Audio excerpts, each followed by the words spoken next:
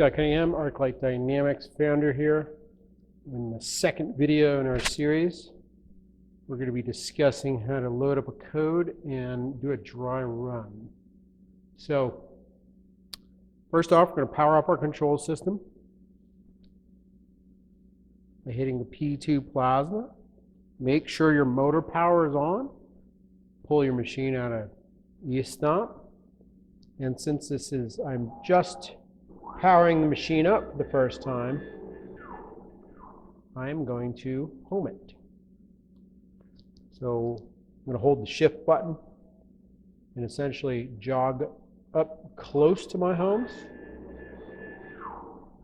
Get close, and then I'm going to hit home X and home Y, making sure nothing's in the way that I might run into.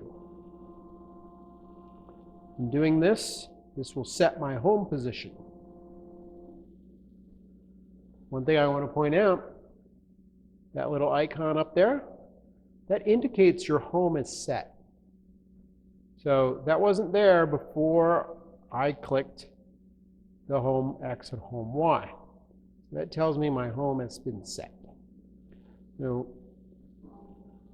I'm going to jog a little bit closer to over by my plate.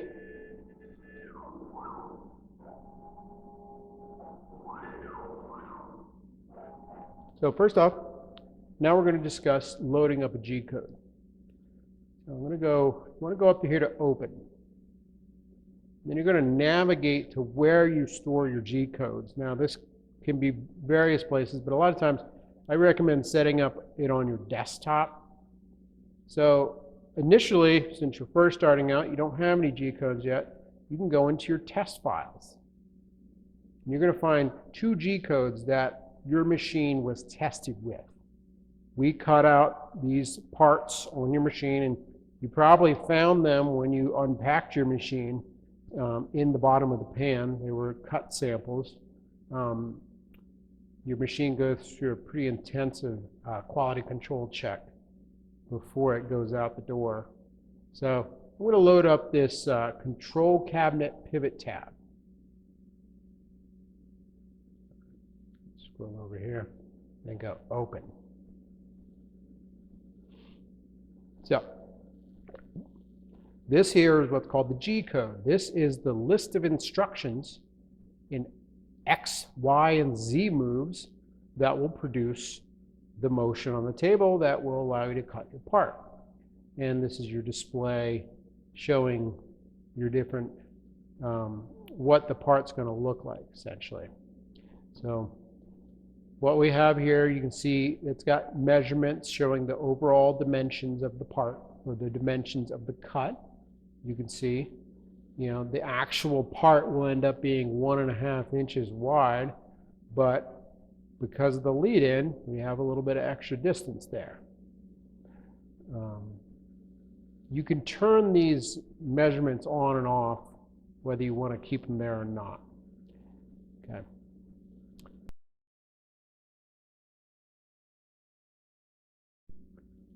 So with this part loaded up, I'm going to talk a little bit about the Gcode over here. This is the list of instructions that the control system uses to run the part. Basically, it's a list of X, Y, and Z coordinates that the control system will run the table through in order to cut your part. You know, the Gcode is written by the CAM software, Sheet CAM. And so, first off, a couple important things to note here. It gives you a lot of information up here at the very top of the Gcode that can be very helpful in understanding what you're cutting, essentially, what you're about to do. You know, it tells you the name of the part, and then it tells you the post-processor that was used to make the part, and then it tells you the different parameters of the cut. You know, the preset volts is 125 volts, the amps is 65 amps. So this part is built to be cut out of 1/4 inch steel, 10 gauge steel with 65 amps. It tells you right here, the tool that was used is 65 amp, 10 gauge steel. I couldn't say just cut this on 1/4 inch it would cut too fast.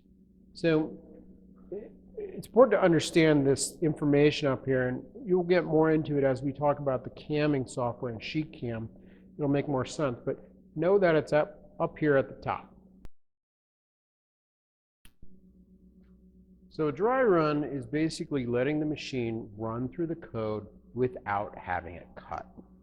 So there's two things you need to do a dry run.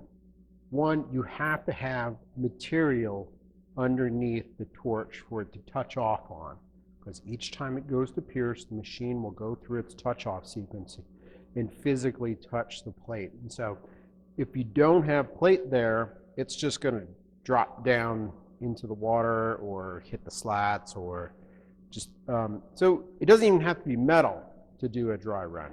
Just you need something underneath the torch. And two, you have to disable the torch from firing by checking right here, disable torch. So with the torch disabled, you don't even need your plasma on or air or anything like that.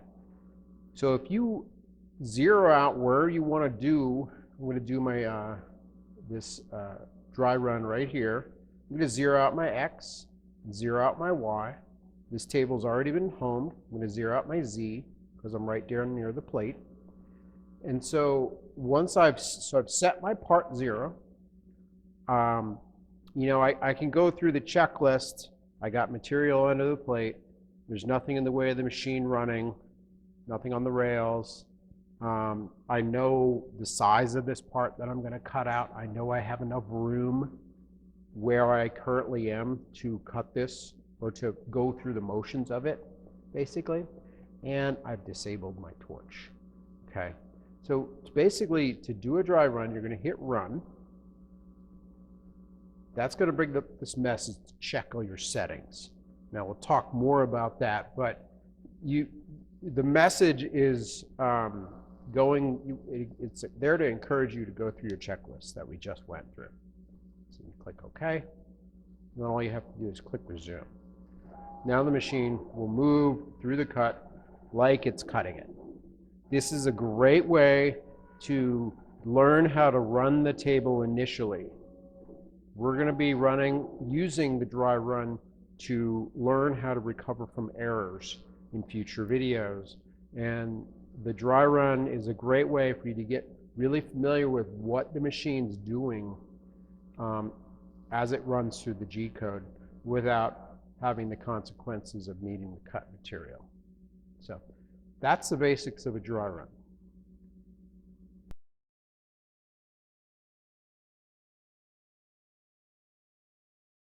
Let's talk about the single step mode right here. So the first thing I'm going to do is rewind my code. Okay.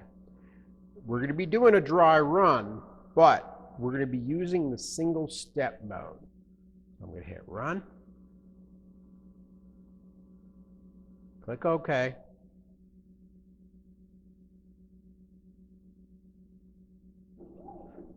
And then instead of clicking resume, I can hit single step. So I hit single step twice.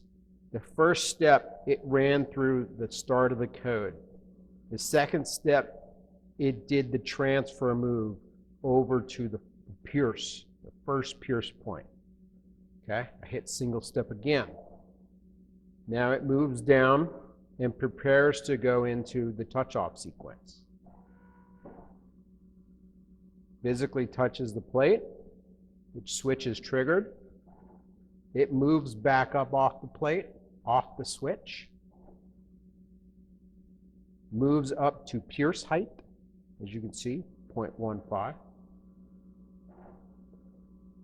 It's fired the torch at this point, and it's dropped to cut height. Now it does the lead in, and then the circle. So this is a great way for you to go through the code and really start to get a feel for what each one of these lines is telling the machine to do. Okay, so if I go, see, you can see the torch is still on at this point. It's done the move, torch is still on. The next step, turns off the torch.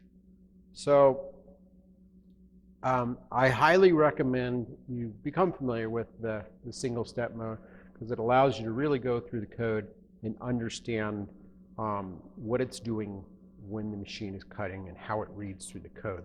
This will give you a lot more insight into how your machine runs. Thanks for watching, and I hope that video was helpful.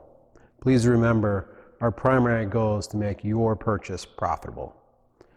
So don't hesitate to reach out for help.